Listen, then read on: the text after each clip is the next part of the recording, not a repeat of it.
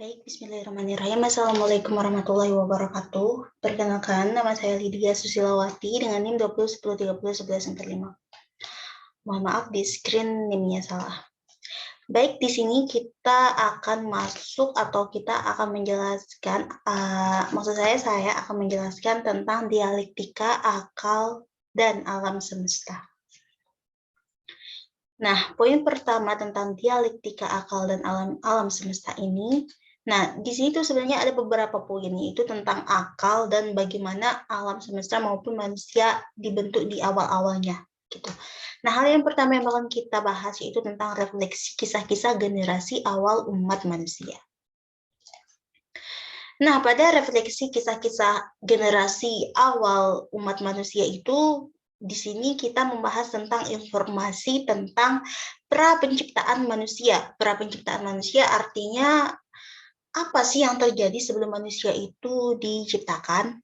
Nah, sebenarnya pra penciptaan manusia ini tuh nggak bisa dijelaskan atau nggak bisa diuraikan secara sains. Nah, para ilmuwan-ilmuwan itu sudah mencari ataupun sudah melakukan beberapa searching atau pencarian tentang apa sih pra penciptaan manusia tersebut, tetapi tidak bisa dijelaskan diuraikan secara rinci secara sains. Akan tetapi informasi tentang hal ini, tentang pra penciptaan manusia ini tuh ada di dalam Al-Quran, bahkan secara rinci dikatakan di dalam Al-Quran. Nah, sesuai dengan Quran surat Al-Baqarah, surat kedua ayat ke-30, ini yang dimana artinya itu, dan ingatlah ketika Tuhanmu berfirman kepada malaikat, aku hendak menjadikan khalifah di bumi. Mereka berkata, apakah engkau hendak menjadikan orang yang merusak dan menumpah darah di sana, sedangkan kami bertasbih, memujimu dan mensucikan namamu? Dia berfirman, sungguh aku mengetahui apa yang tidak kamu ketahui. Nah, di dalam Quran surat Al-Baqarah, surat kedua ayat ke-31 ini tuh memiliki makna bahwa manusia memanglah didesain untuk menjadi khalifah di muka bumi.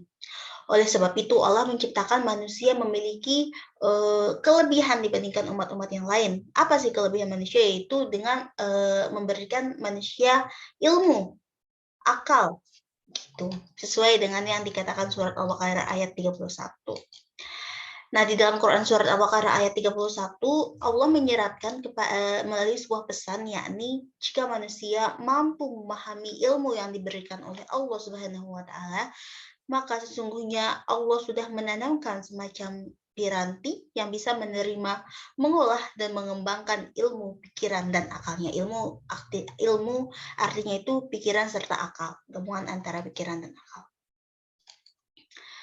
Nah, selanjutnya kita masuk ke refleksi sejarah awal manusia di muka bumi. Nah, sesuai dengan sejarah Islam, manusia pertama yang diturunkan di muka bumi adalah Nabi Adam dan Siti Hawa. Kemudian generasi selanjutnya atau anak dari Nabi Adam dan Siti Hawa, putranya yaitu Qabil dan Habil. Nah, Qabil dan Habil untuk memenuhi kebutuhan mereka, kebutuhan sehari-hari mereka, pangan mereka melakukan domestikal tumbuhan dan hewan, di mana Qabil melakukan domestikal secara tumbuhan atau bertani, dan Habil melakukan domestikal secara domestikal hewan, yaitu dengan berternak. Nah, dikatakan juga di dalam Al-Quran bahwa Qabil dan Habil atau putra Nabi Adam, mereka pernah melakukan kompetisi, di mana kompetisi ini tuh dipertengahi oleh Nabi Adam itu sendiri atau ayah mereka. Barang siapa yang yaitu kompetisinya itu berupa berkorban ya. Jadi dikatakan bahwa barang siapa yang diterima kurbannya oleh Allah, maka dialah yang memenangkan kompetisi itu. Maka Qabil dan Habil ini berlomba-lomba untuk memberikan kurbannya kepada Allah, dan kurbannya juga sesuai dengan apa yang mereka kembangkan. Tadi kan Qabil dia bertani, sedangkan Habil berternak. Jadi Qabil mengorbankan hasil pertaniannya, tanaman-tanamannya, sedangkan Habil mengorbankan peternakannya atau mengorbankan hewan.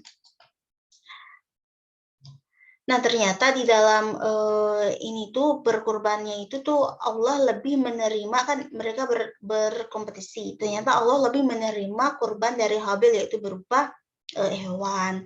Nah,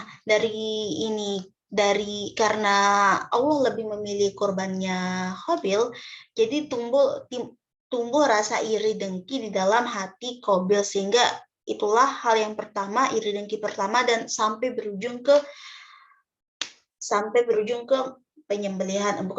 pembunuhan. Jadi pembunuhan antar bersaudara itu sudah ada sejak zaman Qabil dan Habil. Begitu. Nah, di saat itu Qabil bingung, kan dia sudah membunuh saudaranya. Dia bingung apa sih yang harus dilakukan ke saudaranya ini. Kan dia sudah membunuh nih. Dia nggak tahu, dia mengurus mayatnya tuh nggak tahu, karena emang pembunuhan pertama kan diawali oleh dia. Jadi Allah mengutus 2 burung gagak, yang dimana 2 burung gagak itu saling berperang lah, bukan berperang, saling intinya satu burung gagak ini membunuh burung gagak yang lain, dan burung gagak itu menggali-gali tanah dan mengubur burung gagak yang lain. Jadi saat itu Qabil berpikiran, kenapa dia nggak mengikuti burung gagak itu aja. Jadi Qabil mulai menggali tanah dan mengubur saudaranya. Nah, terdapat dalam Quran surat Al-Maidah ayat ke-5, mohon maaf ini salah. Al-Maidah ayat ke-5 Al-Maidah surat ke-5 ayat ke-31, yang dimana artinya kemudian Allah mengutus seekor burung gagak menggali tanah untuk memperlihatkan kepadanya, yaitu kepada Qabil, bagaimana dia seharusnya mengubur mayat saudaranya, yaitu Habil. Qabil berkata, "Oh, celakalah aku, mengapa aku tidak mampu berbuat seperti burung gagak ini sehingga aku dapat mengubur mayat saudaraku ini?" Maka jadilah dia termasuk orang-orang yang menyesal.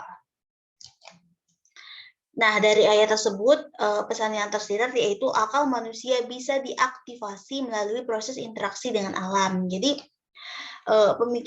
dengan pemikiran yang dianugerahkan oleh Allah, manusia bisa mengembangkan kebudayaan di muka bumi seperti bahasa, teknologi, ekonomi, dan lain-lain. Oleh sebab itu, Allah menganjurkan agar manusia melakukan penjelajahan di muka bumi untuk mengaktifasi pemikiran agar menghasilkan ilmu pengetahuan. Nah, jadi artinya ilmu kita akan berkembang atau akan beraktivasi sesuai dengan alam sekitar. Jadi apa yang kita lihat di alam itu bisa diproses oleh akal pikiran kita sehingga kita bisa berpikir lebih banyak gitu. Oleh sebab itu Allah mengajarkan agar kita tuh berpergian, agar kita tuh melakukan penjelajahan, agar kita tahu di dunia ini tuh, di dunia segi ini tuh what happened, apa yang terjadi di sana, dan apa pelajaran-pelajaran yang dapat kita ambil di dunia sebelah sana gitu.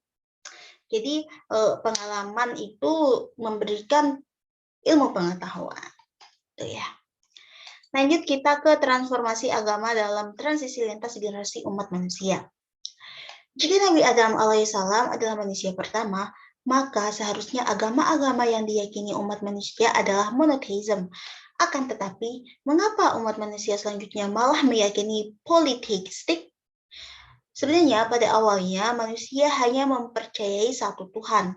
Namun seiring dengan bertambahnya ilmu pengetahuan, bertambahnya akal, seiring dengan generasi manusia, karena generasi manusia kan semakin bergenerasi, semakin akal pikiran semakin bertambah, teknologi juga semakin bertambah. Jadi bahasa juga semakin bertambah, jadi banyak sekali bahasa-bahasa yang digunakan.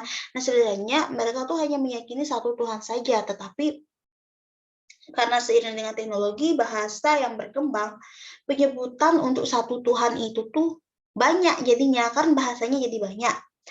Nah, oleh sebab itu, karena bahasa yang berbeda-beda, sebenarnya Tuhannya satu, tapi karena bahasanya yang berbeda-beda, jadi mereka berpersepsi bahwa Tuhan itu tuh berbeda seiring dengan bertambahnya waktu. Dan dan manusia juga semakin ini, mereka membuat kelompok-kelompok, mereka melakukan kelompok ini bahasanya beda, kelompok ini bahasanya beda, kelompok ini bahasanya beda, padahal Tuhan mereka satu, penyebutannya satu, Tuhan mereka itu satu, tapi penyebutannya itu beda-beda di setiap kelompok.